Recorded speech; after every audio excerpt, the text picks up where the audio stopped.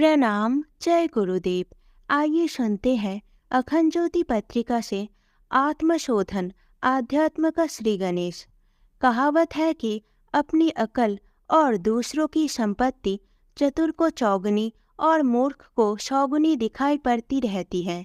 संसार में व्याप्त इस भ्रम को महामाया का मोहक जाल ही कहना चाहिए कि हर व्यक्ति अपने को पूर्ण निर्दोष और पूर्ण बुद्धिमान मानता है।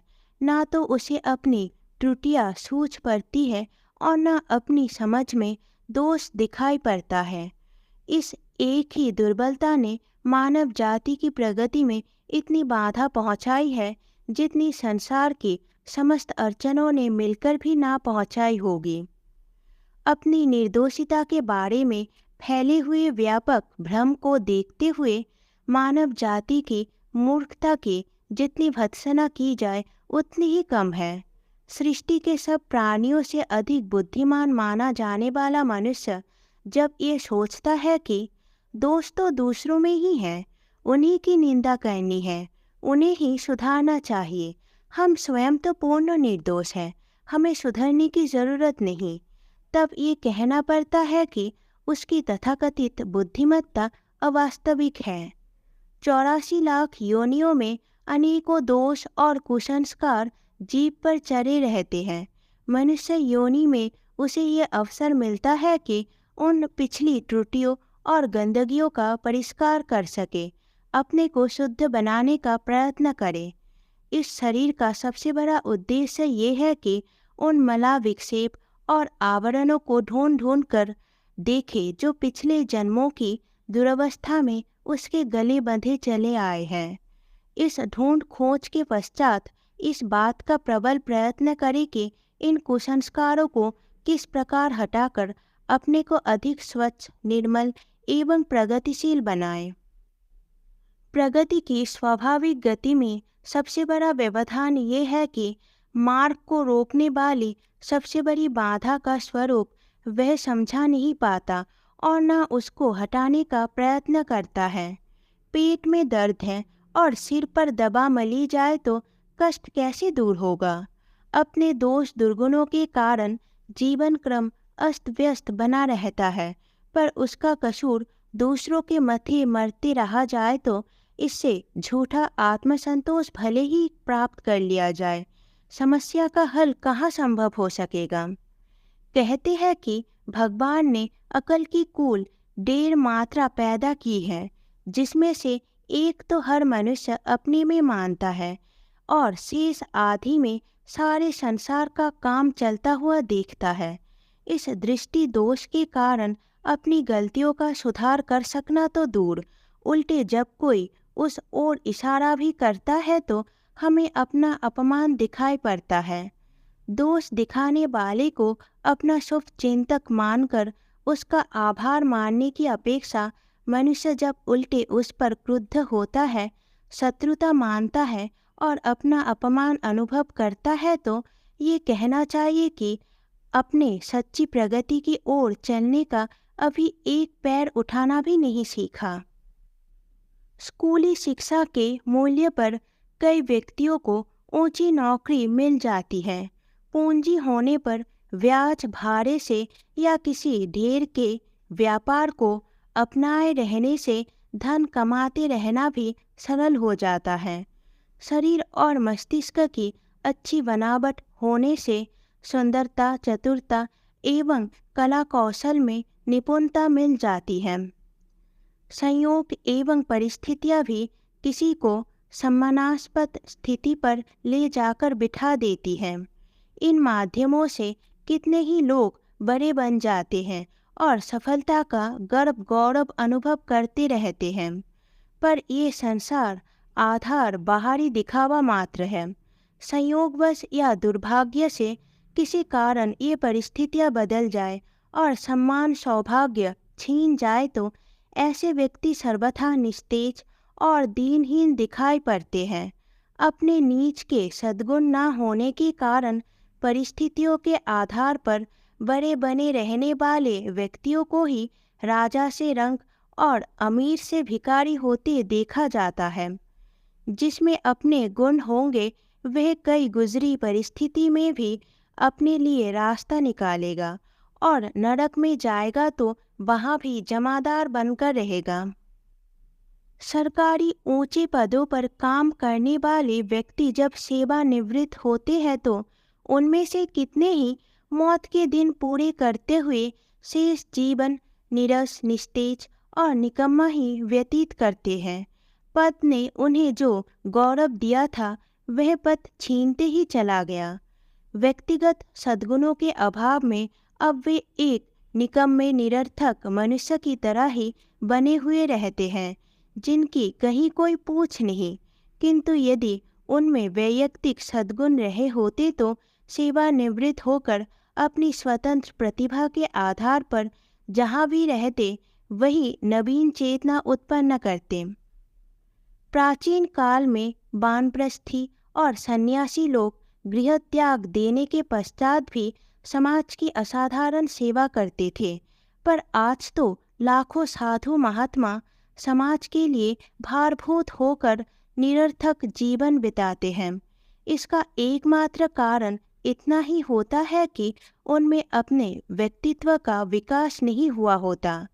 गुण, कर्म, स्वभाव की दृष्टि से वे पिछड़े हुए या अविकसित होते हैं।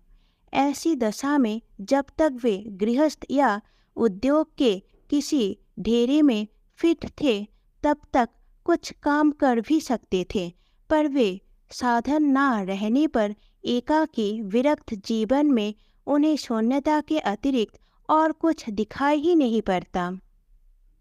प्रगति की जड़ व्यक्तित्व को विकसित करने वाले सद्गुणों की मात्रा पर निर्भर रहती है। वह जितनी ही अधिक हो गई उतना ही व्यक्ति सुदृढ़ या उपयोगी हो सकेगा। ऐसे व्यक्ति जहाँ भी जिस परिस्थिति में भी रहते हैं वहीं अपनी उपयोगिता और आवश्यकता देखते हैं। हर स्थिति में उनका स्वागत और सम्मान होता है। अंधे, अपाहिज और दरिद्रों में भी कितने लोग ऐसे होते हैं जिनकी समीपता को लोग अपना सौभाग्य समझते हैं। इसके विपरीत कितने ही साधन संपन्न लोगों से वे मन ही मन घृणा करते हैं और उनसे निरंतर लाभ उठाते रहते हैं। सद्गुण तो वह जादू है जिसकी प्रशंसा शत्रु को भी करनी पड़ती है। किसने कितनी उन्नति की, इसकी सच्ची कसौटी ये है कि उस मनुष्य के दृष्टिकोण और स्वभाव में कितना परिष्कार हुआ। किसी की बाह्य स्थिति के देखते हुए उसकी उन्नति अवनति का अंदाज नहीं किया जा सकता। कितने बेवकूफ़ और बदतमीज आदमी परिस्थितियों के कारण शहंशाह बने होते हैं। कितने ही लुच्चे लफंगे षड्यंत्रों के बल पर सम्मान के स्थानों पर अधिकार जमाए बैठे होते हैं। कई ऐसे लोग जिन्हें धर्म का क ख ग घ सीखना बाकी है, धर्म गुरु के पद पर पूछते देखे जाते हैं। ये संसार विडंबनाओं से भरा है। कितने ही व्यक्ति अनुचित रीति से सफलता प्राप्त करते हैं और अयोग्यताओं के भरे रहते हुए भी सुयोग्यों पर हुकूमत चलाते हैं। इस विडंबना के रहते हुए भी व्यक्तित्व के विकास का, सुसंस्कारिता और श्रेष्ठता का मूल्य किसी भी प्रकार कम नहीं होता। वह जहाँ कहीं भी होगा अपना प्रकाश फैला रहा होगा, अपनी मनोरम सुगंध फैला रहा होगा।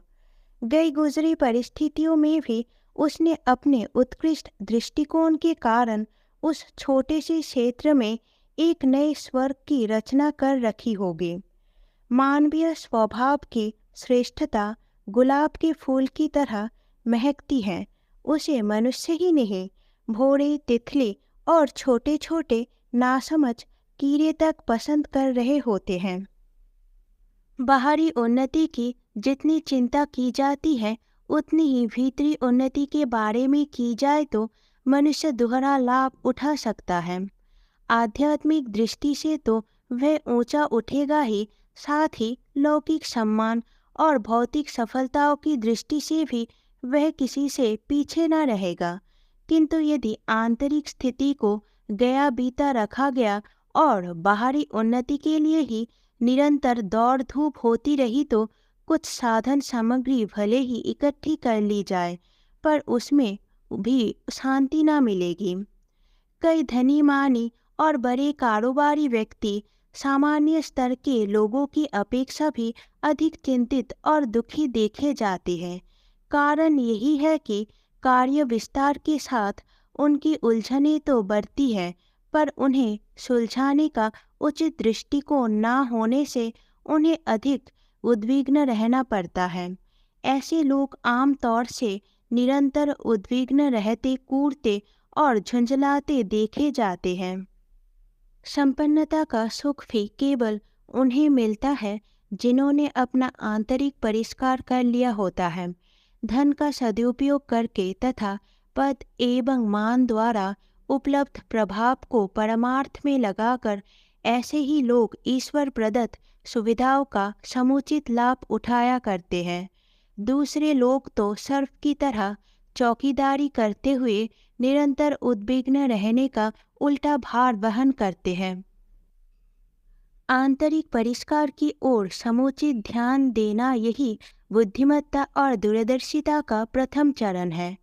आध्यात्म का पहला शिक्षण यही है कि मनुष्य अपने स्वरूप को समझे, ये सोचे कि मैं कौन हूँ, क्या हूँ और क्या बना हुआ हूँ। आत्मचिंतन ही साधना का प्रथम सोपान कहा जाता है। ये चिंतन ईश्वर जीव प्रकृति की उच्च से आरंभ नहीं किया जा सकता। कदम तो क्रमशः ही उठाए जाते हैं। नीचे की सीढ़ियों को पार करते हुए ही ऊपर को चढ़ा जा सकता है। सोहम शिवोहम की ध्वनि करने से पूर्व, अपने को सच्चिदानंद ब्रह्म मानने से पूर्व हमें साधारण जीवन पर विचार करने की आवश्यकता पड़ेगी और ये देखना पड़ेगा कि ईश्वर का पुत्र जीव आज कितने दोष दुर्गुणों से ग्रसित होकर पामरता का उद्विग्न जीवन यापन कर रहा है। माया के बंधनों ने उसे कितनी बुरी तरह जकड़ रखा है और शरीर पूपक पग पर कैसा त्रास कर रहे हैं। माया का अर्थ है वे अज्ञान जिससे ग्रसित होकर मनुष्य अपने को निर्दोष और सारी परिस्थितियों के लिए दूसरों को उत्तरदायी मानता है। भव बंधनों का अर्थ है कुविचारों, कुसंस्कारों और कुकर्म से छुटकारा पाना। अपने दोषों की ओर से अनभिज्ञ रहने से बड़ा प्रमाद इस संसार में और कोई नहीं हो सकता। इसका मूल्य जीवन की असफलता का पश्चाताप करते हुए ही चुकाना पड़ता है। आध्यात्मिक मार्ग पर पहला कदम बढ़ाते हुए साधक को सबसे पहले आत्मचिंतन की साधना करनी पड़ती है।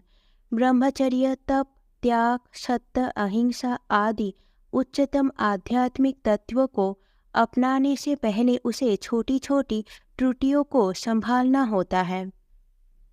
परीक्षार्थी पहले सरल प्रश्नों को हाथ में लेते हैं और कठिन प्रश्नों को अंत के लिए छोड़ रखते हैं। लड़कियां गृहस्थ की शिक्षा गुड़ियों के खेल से आरंभ करती है। युद्ध में शस्त्र चलाने की निपुणता पहले साधारण खेल के रूप में उसका अभ्यास करके ही की जाती है। सबसे पहले एमए की परीक्षा देने की योजना बनाना गलत है। पहले बाल कक्षा, फिर मिडिल, मैट्रिक, इंटर, बीए पास करते हुए एमए का प्रमाण पत्र लेने की योजना ही क्रमबद्ध मानी जाती है। सुधार के लिए सबसे पहले सत्य, ब्रह्मचर्य या त्याग को ही हाथ में लेना अनावश्यक है। आरंभ छोटे छोटे दोष दुर्गुणों से करना चाहिए, उन्हें ढूंढना और हटाना चाहिए। इस क्रम से आगे बढ़ने वाले को जो छोटी छोटी सफलताएं मिलती हैं, उनसे उसका सहारा बढ़ता चला जाता है। उस सुधार के जो प्रत्यक्ष लाभ मिलते हैं, उन्हें देखते हुए बड़े कदम उठाने का साहस भी होता है और उन्हें पूरा करने का मनोबल भी संचित हो चुका होता है। जो असंयम, आलस, आवेश, अनियमितता और अव्यवस्था की साधारण कमजोरियों को जीत नहीं सका, वह सठ रिपुओं, असुरता के आक्रमणों का मुकाबला क्या करेगा? संत, ऋषि और देवता बनने से पहले हमें मनुष्य बनना चाहिए। जिसने मनुष्यता की शिक्षा पूरी नहीं की, वह महात्मा क्या बनेगा? जब तप आवश्यक है, आत्म कल्याण के लिए उनकी भी आवश्यकता है, पर ये ध्यान रखना चाहिए कि गुण, कर्म, स्वभाव में आवश्यक सुधार किए बिना न आत्मा की प्रगति हो सकती है, न परमात्मा की। इसीलिए आत्म कल्याण के इच्छुक प्रत्येक व्यक्ति को आत्मचिंतन की साधना भी आरंभ करनी चाहिए और उसका श्री गणेश तप, त्याग जैसे उच्च आदर्शों से नहीं, गुण, धर्म, स्वभाव का मानवोचित परिष्कार करते हुए व्यक्तित्व को सुविकसित करने में संलग्न होकर करना चाहिए। अखंड ज्योति, फरवरी 1964, पृष्ठ 29। जय गुरुदेव।